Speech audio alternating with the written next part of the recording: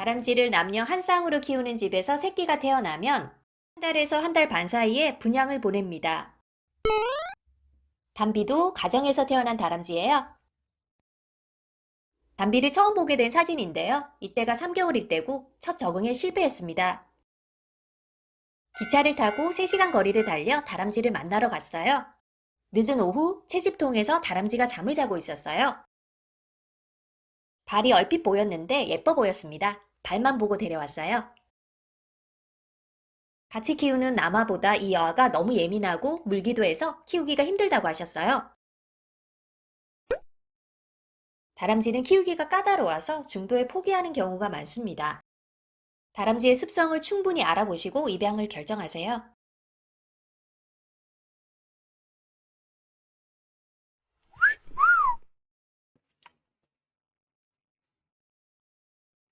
다람쥐는 탈출의 귀재예요. 자기 몸보다 작아 보이는 구멍을 들어갈 수가 있더라고요.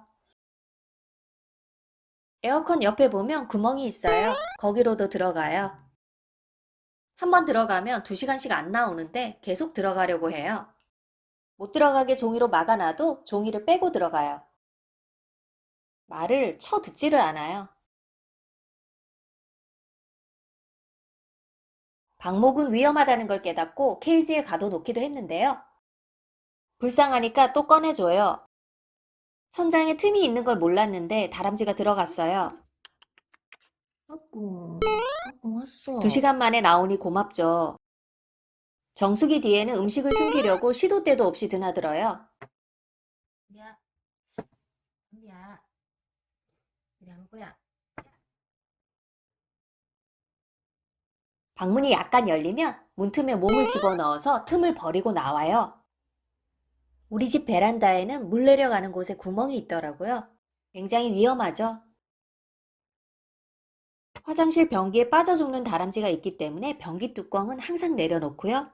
사람 이불 밑에 들어가면 안 보이니까 깔고 앉아 죽은 경우도 있었어요.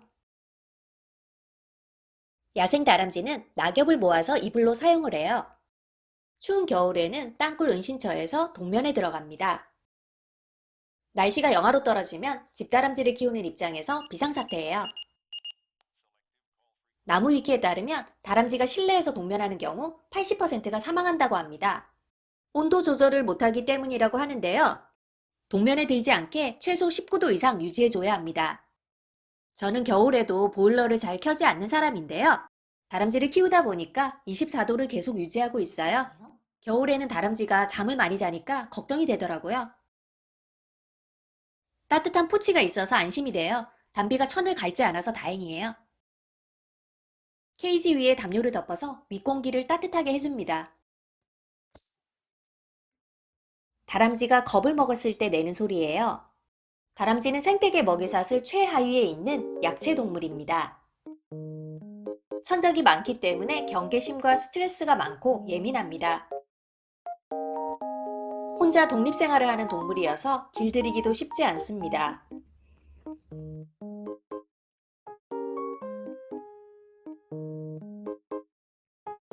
유튜브에서 보는 친밀도가 높은 다람쥐들은 타고난 성격이 순하거나 새끼 때부터 분유를 먹여 키우면서 친밀한 유대관계를 형성한 흔치 않는 경우예요. 몇 년을 키워도 사람을 피하는 경우도 많고 새끼 때는 사람을 따르다가 크고 나면 야생 본능을 드러내기도 합니다.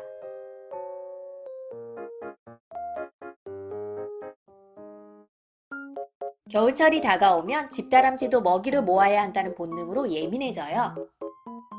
겨울철에 맹수로 돌변하는 다람쥐가 많아서 호랑지라는 별명이 붙었어요.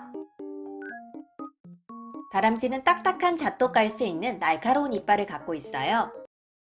귀엽다고 함부로 만지면 피를 볼 수 있습니다.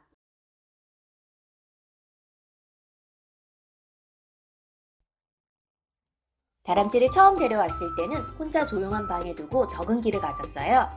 잘 먹는지 배변은 잘하는지만 확인했고 처음에는 숨어 있기 때문에 얼굴을 볼 수가 없었어요. 케이지 문을 열어두면 한 30분 있다가 후다닥 커튼으로 도망을 가서 몇 시간 동안 안 내려왔어요.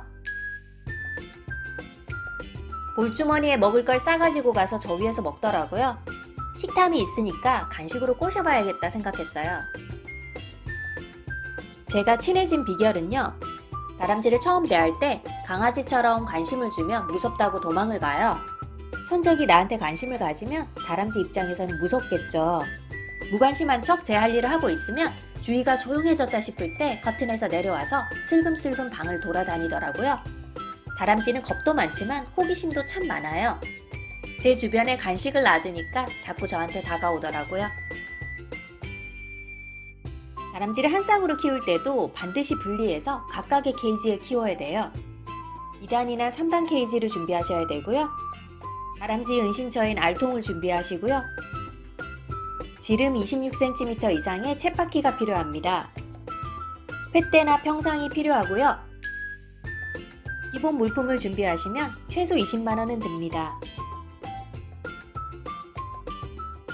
다람쥐 주식은 잡곡이고요. 햄스터용 사료는 적합하지 않아요. 다람쥐는 잡식성이라서 벌레나 곤충을 먹어요. 미롬을 아주 잘 먹는데요. 미롬의 기호도는 높지만 다람쥐마다 입맛이 달라서 미롬을 안 먹는 다람쥐도 있어요. 과일, 야채를 가끔 소량씩 주면 비타민 공급이 됩니다. 다람쥐 이빨은 평생 자랍니다. 그래서 이갈이가 굉장히 중요해요. 지금 잣을 까고 있는데요. 딱딱한 잣을 까게 되면 자동으로 이갈이가 돼요. 이빨에 문제가 없는지 항상 잘 살펴보셔야 해요. 다람쥐는 예방접종은 필요 없고 구충제만 먹이면 되고요. 아프면 병원비도 비싸고 다람쥐를 진료할 수 있는 병원도 많지 않아요. 다람쥐는 교감하기가 어려운 동물인데요. 담비와는 교감을 해요.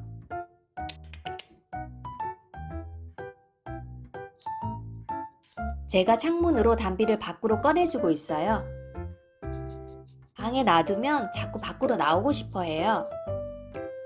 제가 방으로 들어가면 또 방으로 따라와요. 다람쥐 키우는 장점은요. 짖지 않아서 조용하다, 외로움을 타지 않는다. 그루밍을 하기 때문에 목욕이 필요 없고 냄새가 나지 않아요. 자꾸 돌아다니니까 지켜봐야 하지만 낮에 활동한다는 게 참 좋아요. 뭐 하나 지켜보면 여기저기 돌아다니다가 음식을 숨기고 있어요. 안 들키게 숨겨야 하니까 잘 덮어주고 있네요. 수명은 야생에서는 3년에서 5년이고 가정에서 키우면 7, 8년 정도 산다고 합니다. 다람쥐의 치명적인 매력을 꼽는다면 진짜 귀엽다.